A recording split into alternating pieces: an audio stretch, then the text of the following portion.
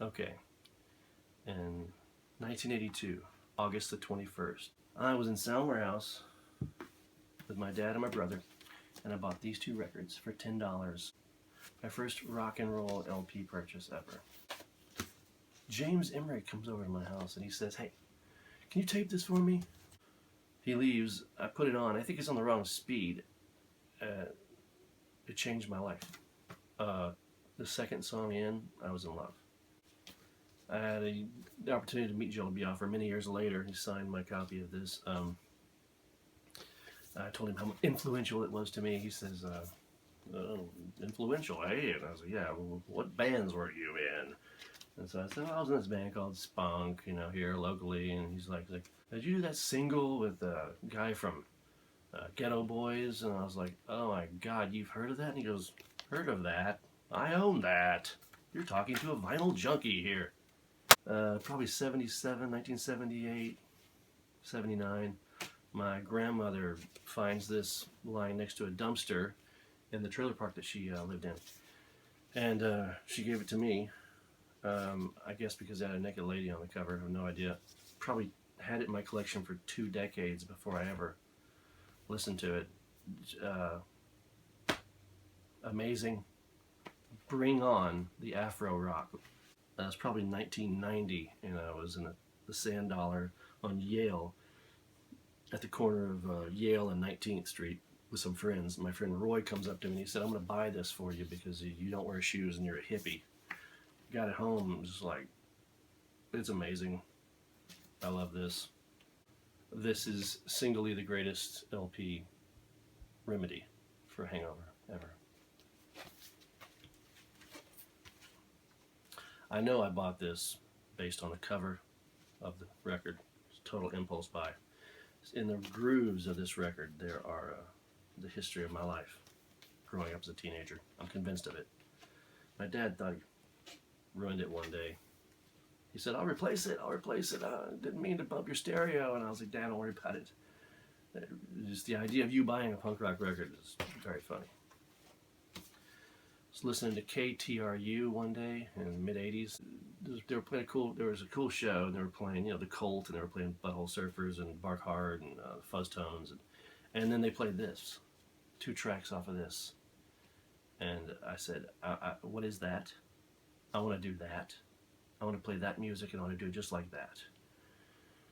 Rest in peace, Mike Weber. My dad came home with this from work one day. He said that, I don't know where he got it. I have no memory.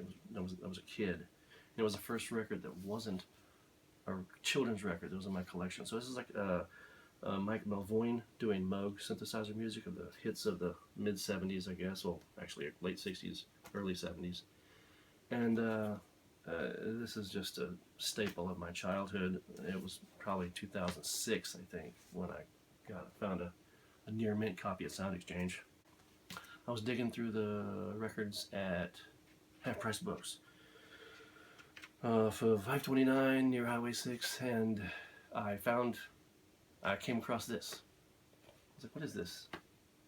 Caught my attention because the guy, Pappy Self, he autographed it, 1985, autographed, Pappy Self, and the Blue Ridge Playboys. What is this? What's interesting, looks local. I wonder if my dad knows this guy. And I'll buy it, $3. About a couple days later, I'm at my parents' house and I remember it.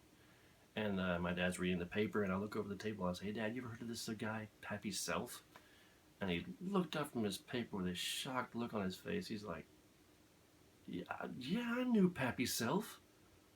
I was a pallbearer at his funeral." This is the greatest thing Rick Ocasek had anything to do with ever. I love this. This guy's name is Dennis Jones.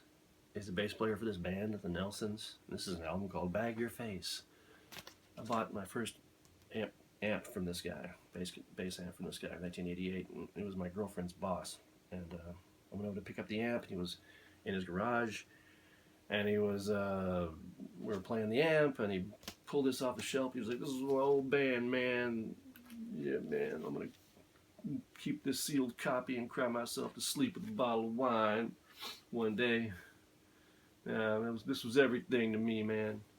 And in 1988, that image of this album cover is just burned in my head. So I think it was about 13, 15 years later, I found it in a half-price books, and I looked him up and I called him. He lived in my neighborhood at the time. I went over to his house and I gave him my burned copy of this and had him sign it for me. This record, I believe, was real rare, pressed from Bazooka Joe's Kidney Stones. I saw these guys open up for Dead Kennedys in December of '85, and I have no memory of the band, very little memory of the music at the time, and like a year later I saw it in a store in the mall, and I was like, oh yeah, I'll get this. I brought it home, played it. I hated it. It was way over my head, and a year later it was all I wanted to listen to was this and their first album, and then they came out with their third and final album. This was I had this on 8-track originally.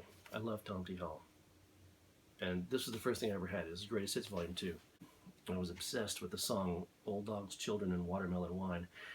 I had the 8-track, so if you wanted to hear a song, the same song over and over again, kids today have no idea what you had to go through to do that. But I did for hours on this. Probably the reason why I don't have the 8-track anymore. I wore it out. A friend of mine had a plastic tube. If you spun it around, it made this whirling sound, and I must have got him evicted one night because it was a Pharaoh's Dance. Is perfect. I think it's in G. Perfect harmony with it, and good times. This is an amazing LP. I bought this album in 1984, in the spring of '84 when it first came out, and I owned it until the year 2000. I owned it and played it before I realized that it's purple. It's purple.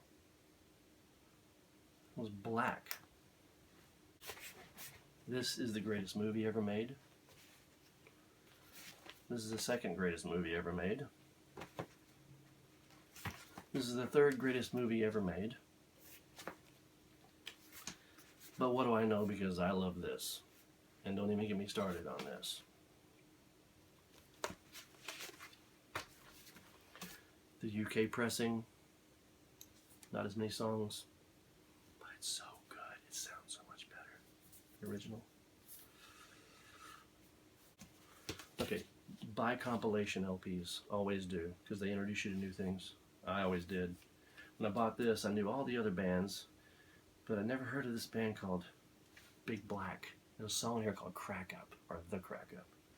And it brought me to this. And this is one of the greatest things ever. So he looks at me and he says, so you're a big Monty Python fan, you love the Beatles, but you don't know this. You need to know Bonzo Dog Do-Dah Band. I'm in my brother's car, 82, my 13th birthday. He's taking me to see Conan the Barbarian. And he's playing stereo really loud, and it sounds like a game show. And all I hear is the last thing, a baby's arm holding an apple. And I was hooked. Oh my God, oh my God, oh my God. Can I kiss this? So he wouldn't stop. He wouldn't stop playing the song. He wouldn't stop playing the song. New Lace Sleeves, over and over and over again. I said, if you don't stop playing that, I'm gonna make me a copy of it. And from that point, it was over. Hooked. I was 15, and on the school bus, Kerry Thornton had this jam box, and he would not stop playing this song, Bobby Brown. And so that was the beginning of this, a giant world that I'm so grateful for. Thank you, Kerry Thornton.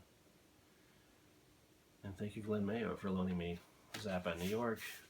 And then it went from Zoodalores, and then it was just Apostrophe. It was over. I miss you, Frank.